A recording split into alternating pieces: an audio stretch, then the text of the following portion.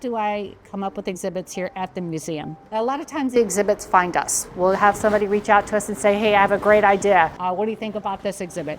Some of them are true hits and some of them unfortunately are failures. They fail to launch, and that's okay. Not everything is destined to succeed. But the one behind me now is the Queen Elizabeth. It's a tribute to Queen Elizabeth, her legacy and the life that she lived. And that came to me by a young funeral director, Anthony Tam. He approached me one day and said, hey, I correspond a lot with the royal family. I actually have the memorial folder, but the Queen's, longtime husband, I have his memorial folder. I have correspondence from the Queen. And I thought, wow, okay, this is it's very unique. So I said, okay, well, what do you think this could look like? And he said, well, I'm going to build the bier and I'm going to build the coffin. And I said, okay. And he sent me pictures of him in the process of building the bier. And the bier is this purple stand here that you see that's actually holding the coffin itself. The coffin is just a very plain, basically pine box that we used for it. He put it together. Again, we always use photos unless we're able to get true measurements from the source itself, but coffin is pretty standard in size. As well as the bier. You can just pretty much measure the coffin and see how the coffin lays on the bier and get the size of the bier. A lot of stuff in our industry is standard sizes. So that's what we went with. He went and built all of this for us. He actually got the flag that is to the Queen. I apologize. I know you guys watching me know the name of the flag. And you're saying it, you're shouting it at me right now too, probably. And then of course there's challenges, right? There's all these challenges. And I don't know, I'm gonna actually break it down to you if I can. I'm gonna get a warning from the camera because I'm probably stepping into the exhibit itself, but let me show you this. I like to create stuff myself. I also am very, very creative and I like to challenge myself, but this was a little bit out of my scope and skill set and perhaps maybe my time schedule. So my fabricator, Dan Blanton, I actually asked him and challenged him to replicate the crown and the crown jewels for the Queen. And he commissioned an artist in England and they actually created the crown recreation. Of course, the jewels aren't real and they're all costume jewels, but the concept is there, the beauty of it, as well as the beautiful pillows that the crown sits on, and also the orb. And there's an actual name, I apologize, I should have all these for you guys, and the actual orb. It's plastic, but the real thing is of all gold and jewels. But again, we're a museum on a limited budget. We're a nonprofit organization and we only can do with what we have on our budget to create exhibits. But the whole idea here is to show you the same items that was at the Queen's funeral. I'm sure you're saying, but there's something missing.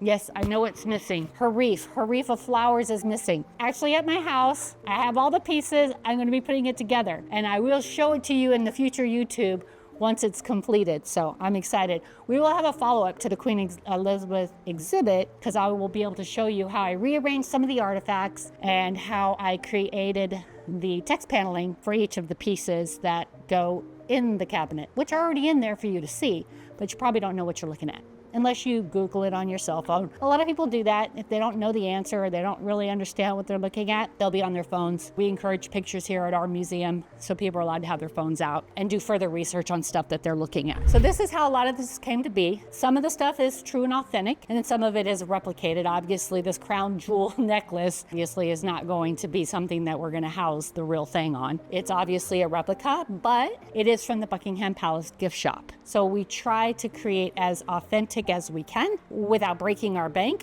or causing our insurance to increase. Another thing I want to show you that was cool about this exhibit, whenever I'm trying to curate an exhibit, I really try super hard to get as authentic as I can. If I can't get the real piece just because it's protected by the family, no longer in existence, or just way out of our budget to be able to house here at the museum, I then try and go to the actual sources that created those items. And for an example, here we have Rachel Trevor Morgan out of London, and she is the one who had created many of the hats for the Queen. So I contacted her and I told her, I said, hey, I'm doing an exhibit to Queen Elizabeth. Is there by any way you could make me a special hat for this exhibit? And I would like it in black, obviously black to represent the mourning and her funeral. And we all know that the Queen was very colorful in all the hats that she wore, but I did choose to go with black because we're representing the funeral of the Queen.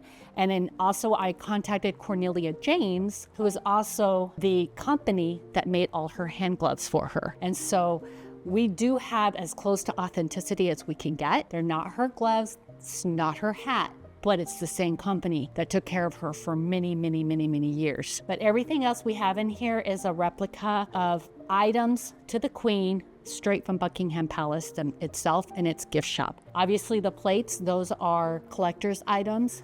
And then of course, all of the memorial folders and our thank you cards are truly signed. One of them that's not out here yet is one of the memorial folders that I had taken out to test a holder for, and I have to put it back in.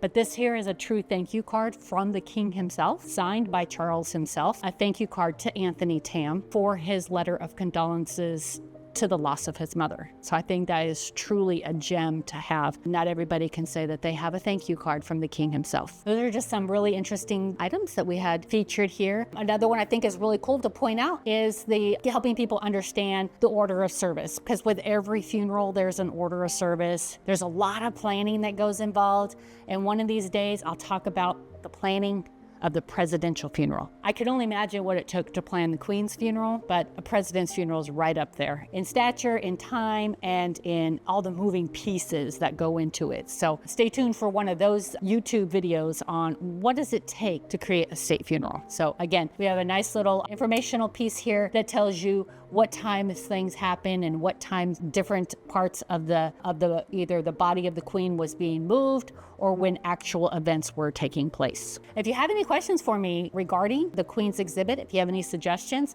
I'm always open to suggestions, because again, that's another way I get ideas for exhibits here at the museum. Now keep in mind, I'm spatially challenged. I don't have a lot of space for exhibits. Trust you me, I have 11 of them sitting back here in my brain. I just don't have a lot of space for them, but you know, hope and pray that one day we'll get the funds we need to get a bigger building, right? That's one of my goals. That's hopefully my legacy, right? Is taking the museum to its next level, bringing in many more exhibits, because death becomes us all. It's a cultural event. It has no boundaries. It has no biases. It has no racism.